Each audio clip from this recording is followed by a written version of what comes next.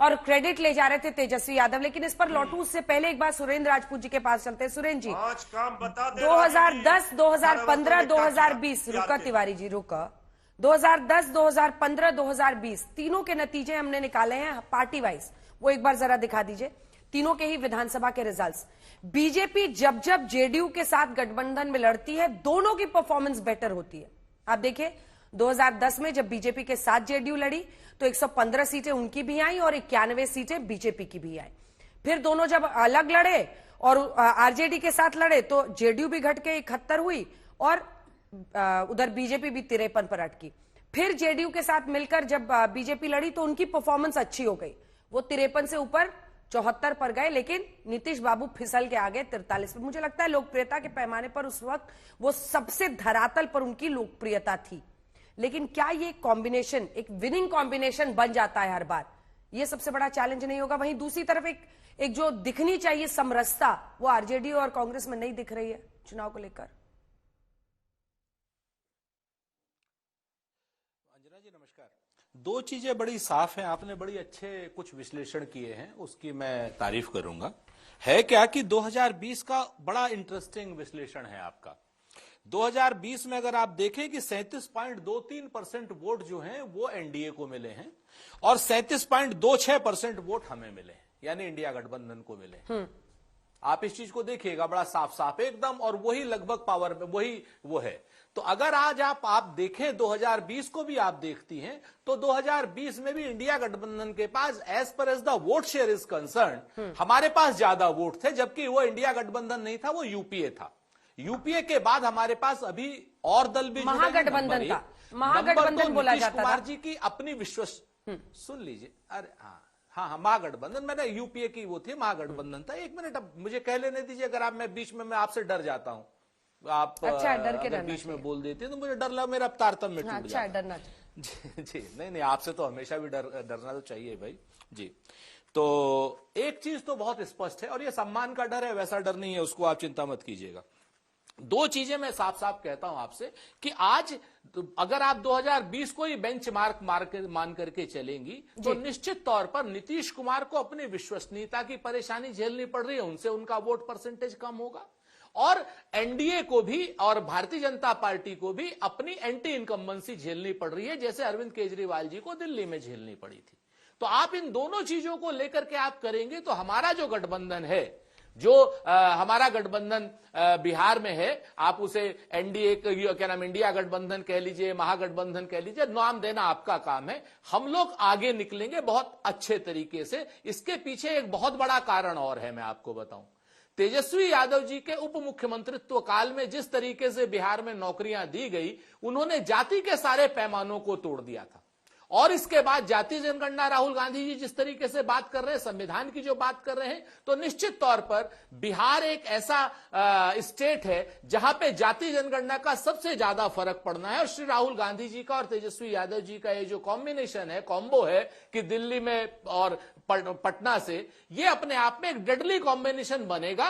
और नीतीश कुमार जी और नरेंद्र मोदी जी का कॉम्बिनेशन एक अविश्वसनीय गठबंधन है। दोनों दल एक दूसरे को भरोसा नहीं कर रहे हैं। वो विजय सिन्हा जी उप मुख्यमंत्री हो या सम्राट चौधरी उप मुख्यमंत्री हो, समय समय पर कह चुके हैं कि अब की बार हमको जो है नीतीश कुमार नहीं चाहिए, बीजेपी का मुख्यमंत्री चाहिए। तो यहां पे जेडीयू की और भाजपा की लड़ाई क्या नाम होगी, ये क्या नाम, वो चाहे पर्दे के आगे हो और चाहे वो पर्दे के पीछे। तो नौकरी हम लोग देने वाले लोग हैं, ये लोग आपस में लड़ने वाले लोग हैं। जल्दी से देखना पड़ेगा। और हिम्मत क्यों नहीं जता पाती है सर बीजेपी बिहार में अपने दम पर चुनाव लड़ने की? देखिए, भारतीय जनता पार्टी हमेशा अपने गठबंधन के साथी का सम्मान करती है। हमारा गठबंधन है, हम गठबंधन के साथ लड़ेंगे। हिम्मत की क्या बात है? बात जहां तक रही हिम्मत, तो भाई सबसे अधिक मैं सुरेंद्र राजपूत और मृत्युंजय तिवारी जी की मानता हूं। सुरेंद्र राजपूत अभी 10 दिन पहले जो है दिल्ली में सरकार बना रहे थे। ये टेलीविजन की बहसों में आज तक पे जब आते थे तो कहते थे दिल्ली में कांग्रेस की सरकार बनेगी, और ये जीरो का हैट्रिक बनाने के बाद भी इनका विश्वास नहीं खंडित होता, इनकी हिम्मत नहीं टूटती है। तो ये हिम्मती लोग निश्चित तौर पर हैं कि जो जीरो की हैट्रिक बनाने के बाद भी सरकार बनाने की बात करें। और मृत्युंजय तिवारी जी भी कम हिम्मती नहीं है, ये भ्रष्टाचार पर बोल रहे थे। राष्ट्रीय जनतांत्रिक आरजेडी जो है, हिम्मत तो राष्ट्रीय नेताओं की जनता दल- ऐसी होती है ना, राष्ट्रीय- प्रवक्ताओं की राष्ट्रीय ऐसी होती है जनता और दल होनी जो है, चाहिए। शुक्ला जी, वो भ्रष्टा- आप भी नहीं, झारखंड वही में बता सरकार रहा हूं, बना रहे थे। वही बता रहा हूं मैं। अरे तो आप भी तो वही झारखंड बता में रहा हूं, सरकार उसी बना हिम्मत रहे की- थे। अरे मैं उसी हिम्मत की प्रशंसा कर रहा हूं। मैं उसी हिम्मत की प्रशंसा कर रहा हूं ना अंजना जी, मैं कहा निंदा कर रहा हूं। आप भी भाई झारखंड में सरकार बना भ्रष्टाचार रहे में थे। जिसका अध्यक्ष कन्विक्ट हो वो भ्रष्टाचार पे बात कर रहा है, जिसका पहला परिवार जो है भ्रष्टाचार में कोई सदस्य बचा नहीं हो। लालू जी भ्रष्टाचार के आरोप में, राबड़ी जी भ्रष्टाचार के आरोप में, तेजस्वी जी, तेज प्रताप जी, मीसा देवी, कोई बचा नहीं है जिस पर भ्रष्टाचार का आरोप नहीं हो। और स्वयं लालू जी तो कन्विक्ट ही है, वो भ्रष्टाचार पर भी बोलते हैं। तो इनकी हिम्मत जो है अत्यंत प्रशंसनीय है। हम झारखंड में सरकार बनाने की बात करें तो मुख्य विपक्षी दल है। कांग्रेस का तो मैं जीरो बता रहा हूं, खाता ही नहीं खुला। जिसका 6 बार से खाता ना खुला हो और वो सरकार बनाने का दावा करे, उसकी हिम्मत जो है विपक्ष में बैठने वाले की तुलना में बहुत ज्यादा है। तो मैं उनकी जो हिम्मत है उसकी अनुपाती जो प्रशंसा है वो करने का अधिकार तो अंजना जी मुझे आप देंगी ना। बिल्कुल, अब जो है अपराध पर जो है कौन बोल रहा है? जहां मुख्यमंत्री के आवास से जहां अपहरण का कारोबार लालू जी के कार्यकाल में चलता था, मुख्यमंत्री के बिटिया के विवाह समारोह में गाड़ियां उठाकर लाई जाती थी, किडनैपिंग जहां जो है उद्योग हो गया था, उस जंगल राज के राजा जो हैं वो आजकल अपराध पर भी प्रवचन देते हैं। बहुत हिम्मती है तिवारी जी आप। तिवारी जी आपकी हिम्मत को प्रणाम करना पड़ेगा। आप भ्रष्टाचार पे, आप अपराध पे, आप वंशवाद पे, आप हर चीज पर बोल सकते हैं भाई। इतनी हिम्मत को तो हमको प्रणाम ही करना पड़ेगा बाबू। ठीक है, तिवारी जी जवाब दें उससे पहले एक बार सुरेंद्र जी बोलना चाह रहे हैं। सुरेंद्र जी जवाब दीजिए। नीचे चल रहा था प्रधानमंत्री नरेंद्र मोदी और डोनाल्ड ट्रंप के लिए कि रिश्ते इम्तिहान, दोस्ती इम्तिहान लेती है, लेकिन आरजेडी और कांग्रेस में भी अभी यही चल रहा है, दोस्ती इम्तिहान लेती है।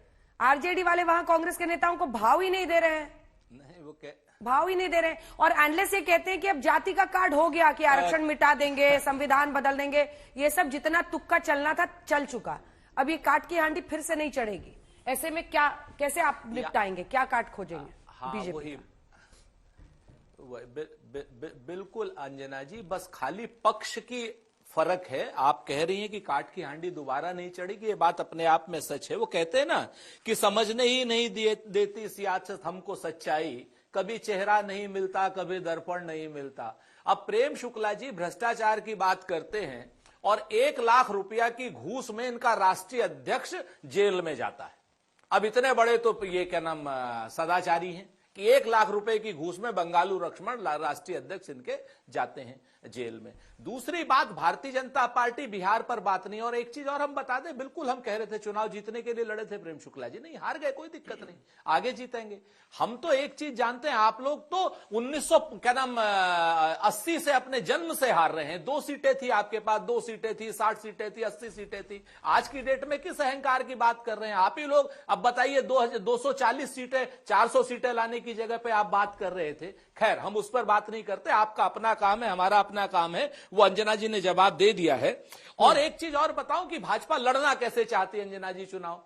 कुछ चैनल जो YouTube टाइप के चैनल हैं, कुछ 2M दर्जे टाइप के चैनल हैं, ये जो YouTube वगैरह के चैनल में, इसमें अब आज की डेट में आगे आने वाले समय में देखेगा कि बिहार में इन यूट्यूबर्स की बाहर आ जाएगी। कोई साधु यादव का, कोई लल्लू यादव का, कोई कल्लू यादव का जो इंटरव्यू लेंगे ना, क्या नाम लालू जी के आसपास के लोगों का, उनको बताएंगे कि ये ऐसे दुराचारी हैं, ये वैसे हैं, यहां पर इनके यहां पर अपहरण होते हैं। उसी साधु यादव की बात कर रहे हैं आप, जिस साधु यादव को आज ये लोग साधु बता रहे हैं। इन्होंने कभी पूरी जिंदगी में शैतान बताने में भरोसा नहीं किया उसी साधु यादव को। उसी साधु यादव के और लोगों को जब बताते हैं कि मीशा की शादी में क्या हुआ था, तो साधु यादव गए थे ना वहां पर लोग। तो आज की डेट में आप जान लीजिए प्रेम शुक्ला जी और जेडीयू वालों, अब आपके पास ये कार्ड नहीं चलने वाला। जनता 2020 से 2025 के बीच का आपका रिपोर्ट कार्ड मांगेगी, और जब रिपोर्ट कार्ड मांगेगी तो भरोसा कीजिए वहां पर तेजस्वी जी के हाथ में नौकरियां हैं। तेजस्वी जी को बताने के लिए है कि हम जैसे ही सत्ता में आए 17 महीने के लिए हमने आपको नौकरियां दी।